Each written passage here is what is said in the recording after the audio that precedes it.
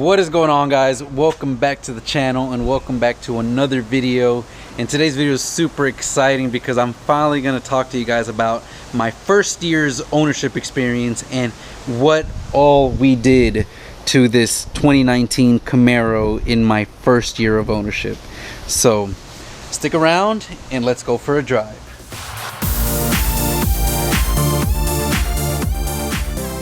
All right, guys, we are driving the Camaro, and in the last year of owning this car has gone through a lot of changes.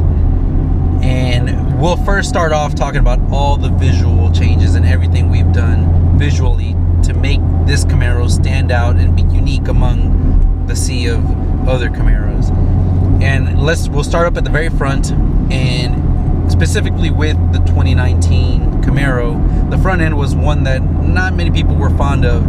I liked it, I enjoyed it, but there was something that we did that made it just a little bit more unique, and that is, of course, painting the black front bar.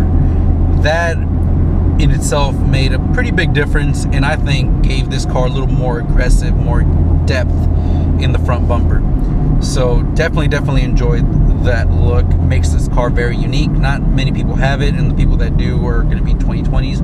And mine is a little unique because it's only the front face that is painted, not the whole front middle section, which is pretty awesome. We then added something that every Camaro needs to have, every 6th gen Camaro needs to have some form of this, and that is a front splitter.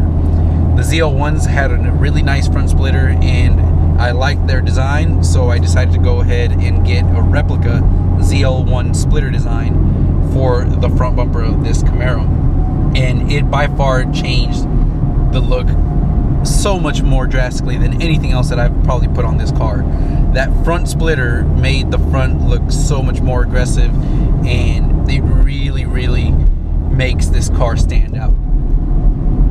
We then went ahead and put the LED side markers, smoked side markers, which replaced the old bright red and orange side markers that were on the factory car and are needed for regulation purposes.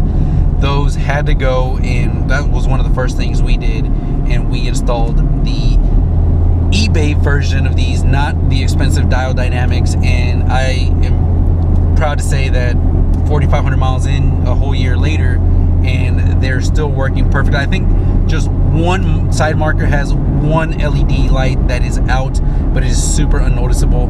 And for a whole year worth at only $40, I cannot complain. Definitely worth the price.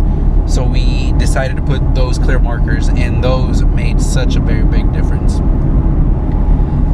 Moving along the side of the car, we then also installed the ZL1 style side skirts, which gave the car a little more wider, more aggressive stance. And those we got from American Authority, and the fitment was great. Everything was great on the car. We were able to mold them and fit them perfectly. There wasn't any type of bowing out or anything like that. Everything stuck where it needed to go, and it was very easy to install. Really loved the look that the ZL1 side skirts gave. They really gave it a much wider and followed perfectly with the ZL1 front splitter design. When we finally got to the back, that is where I think we made the biggest, most drastic changes to this car, guys. And that is because we put the American Authority ZL1 style rear diffuser in gloss black, along with the ZL1 American Authority insert in the center, which gave it a more aggressive diffuser look. With that also came the addition of the squared off trapezoidal exhaust tips, which were very controversial and not many people liked, but I thought looked amazing and definitely made the car stand out, look more exotic. And that one eventually turned from chrome tips to blacked out black chrome tips for the Camaro. Really love the way it looks, and blacked out the whole car in the rear. We then added the ZL1 style wing, which was a little bit more aggressive, a lot wider to the car, and gave the car a nice wider stance in the rear, which we then followed up with the Anvil 6th gen notched spoiler, and that is what we currently are running now. The Anvil notch spoiler looks great and definitely stands out. I was a little hesitant at first to get the Anvil notch spoiler, but after using it and installing it and seeing how it looked, I gotta admit, it looked amazing. And that is, of course, what we have currently on the car now. Other few things that we did to the car, of course, was completely remove all the chrome from the car. And now the car is pretty much gloss white with gloss black design, and the wrap will continue that design as well, and I can't wait to show you guys that, which is coming up here shortly in this next month when we finally get the car wrapped. Then after we're done with the body, we decided to go ahead and swap out the wheels, which actually was one of the first things we did. Now, this car originally had come with the gloss black stock 20-inch kind of 5-spoke twisted wheels that all Camaros come with, and I wanted something a little bit more aggressive with a little bit more concavity. And the only design that I really liked and that I thought looked really great was, of course, the 1LE style design.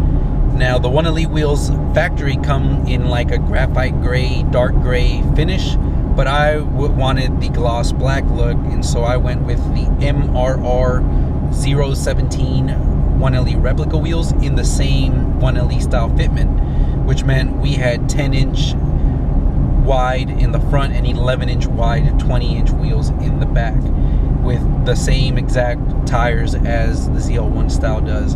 And that changed dramatically the look of the car. It really made it look that much more aggressive, and it's amazing how things that you change really make the car stand out even more.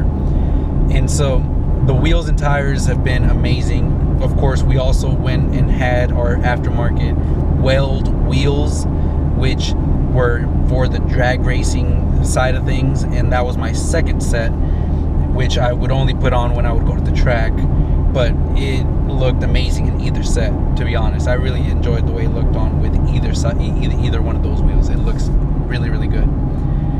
But that goes to show just how much you can make a car your own, guys. Now, we haven't touched anything in the interior besides the ZL1 start button, but we are definitely going to be focusing on that a little bit more, because the outside wise, I already where I want to be. The only thing we're missing, of course, is the wrap, which we will be doing here this month, and I'll be trying to do on my own. So I'm very excited for that, and I hope you guys subscribe. Make sure you check, ring the bell for whenever I do drop that video, because it's gonna be awesome.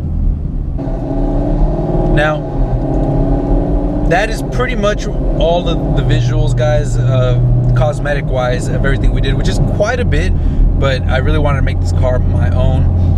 And now we can get started talking about performance wise and all the things that we've done to make this car faster, which is also quite a bit, and pretty much the most that you're ever going to want to do if you're not going to do something like boost turbos. Let's start off kind of in order of the parts that I bought and how I bought them and what I think about them a year later. The very first performance parts that we got for the car were the oil catch can, and I ordered the Mighty Mouse catch can, which, amazing. That catch can is by far, I think, one of the first things that anybody should do with these direct injected engines. Definitely worth the money, and will keep your engine cleaner and performing at its peak longer. So definitely recommend that. Even today, works perfectly. The second thing we got was the long tube headers with the X-pipe from Speed Engineering. And I've got to say, guys, everyone says, you know, they're too cheap, they will crack, they will break, thin metal, what have you, but they perform just as well as very, very top high-end header pieces. They fit perfectly, no need to notch clearance or do any of that stuff, and 4,000 miles later they're still looking just like new and performing just like new. They work great. Now I will say, like everyone mentions, the exhaust clamps that come included with the kit, I'm still using them, but I tighten and double check those every single time, and every few hundred miles. But if you want to kind of set it and forget it, definitely buy your own exhaust clamps for the kit, because the ones that come with it are not the best. Admittedly, they're not the best, but the pieces themselves, the piping, the tubing, the bending, all that is immaculate and works exactly the way it should. So definitely recommend, and it increased the power of this car quite a bit. Then we decided to go ahead and get the Rotofab cold air intake, which was going to be the first piece to helping the car breathe much better through the intake track.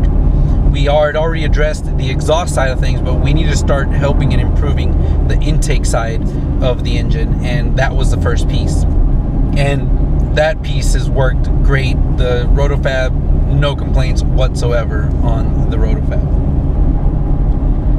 Then we added the E85 flex fuel sensor, and the E85 flex fuel sensor was super easy, and converting to E85 on this car has been the easiest thing that I've ever come across on any of the cars, because of the capacity of the direct injected fuel system, which allows you to basically just add the flex fuel sensor, enable it in the tune, have it dialed in, and boom, you are good to go. So E85 and made it super easy, and E85 and the headers by far were the two biggest horsepower gainers and the ones that made the biggest difference when it came to modifying the car and driving the car around. Then from E85 we decided to go ahead and get the Ported Performance MSD intake manifold, along with the 95mm throttle body ported by Solar Performance, and that was going to complete our intake track of things for the car to perform and breathe much better. Really great piece with the MSD, ported by Prey, with the ported throttle body by Solar Engineering, Solar Performance, and those two pieces together worked amazing and helped get the car much faster and run faster at the track. And then after we did the ported manifold and the ported throttle body, we were pretty much maxed bolt-ons on the car. The only thing we could have done would have been the underdrive pulley, which we had not done at the time. And the car was performing great. It was consistently running mid 11s to even got all the way down to low 11s in very good weather, and just overall performed amazing at the track with the drag radials, 85 and full bolt-ons. But I wanted to go faster, and so around November time frame we decided to go ahead and start the heads and cam build on the car. Working with Excessive Racing Engines, we were able to get the car to them, and they had we got the custom spec cam from Pat G. We got ported heads from GPI with their stock compression, and then we were able to get all that done at Excessive Racing Engines and had the car in and out in 4 days. I mean, great top-notch quality work from them, and the car just kept getting faster and faster. And at that point we decided to do the underdrive pulley and get all that taken care of. So we did the heads and cam. The car felt great, felt amazing, and then about 3 weeks later the car was in an accident, and that was definitely the lowest point of the 1 year ownership for sure. We had the car hit while it was parked. Luckily it was nothing too major, and we were able to get the repairs done, mainly pretty much all cosmetic. And that brought us to me getting the next step, the next thing, and the last thing that we've done to this car, which is the full nitrous outlet spray system, plate system, with the dedicated standalone nitrous outlet fuel for running the C16. And that has been probably the coolest add-on that I've done besides the cam in the heads, because one, it's let me do things like the RPM, like shoot flames, this two-step to shoot flames out the back of the exhaust. It also allowed me to do purging, which is super cool. Wastes a lot of nitrous, but I think it's super cool. And overall, just a lot of cool things. Being able to add 50 horsepower, 100 horsepower, 150 horsepower at, you know, within 5 minutes of changing some jets and just filling up a bottle, turning the kit on, and boom, you're good to go, has been super cool, really awesome, and very reliable. I hopefully can show this year, running nitrous the whole year, that nitrous is reliable and that you can use it on your cars and have very, very good results. And if we don't have good results, then I will definitely let you guys know. I'm not going to go there and hide it and say, oh no, you know, the car's still doing great and I have a blown engine or whatever. Definitely won't be doing that. I've always been very transparent, and I definitely want to show you guys exactly everything that I do and everything that happens with this car. But anyways, guys, that is where we're at now in 1 year. This car has come a long way in just 1 year, in only 4,400 miles. This thing is really, really just become its own, from bone stock to completely unique styling and high horsepower levels that it's at now. It has just been awesome, and I am looking forward to this next year coming up and all the new things that it's going to bring, showing you guys just how this car competes and compares against all the other cars and different cars in different classes. I'm excited to bring that to you guys and show you guys where this car sits. But for now, guys, that has been my 1 year ownership of the Camaro, and I just gotta say, I am so happy that I made the purchase of getting the Camaro. It's given me so much joy, and I've had so much fun with it in this last year. I cannot wait for what this next year brings. But anyways, if you like this content, make sure to subscribe and hit the thumbs up button, and hopefully I'll see you guys in the next video.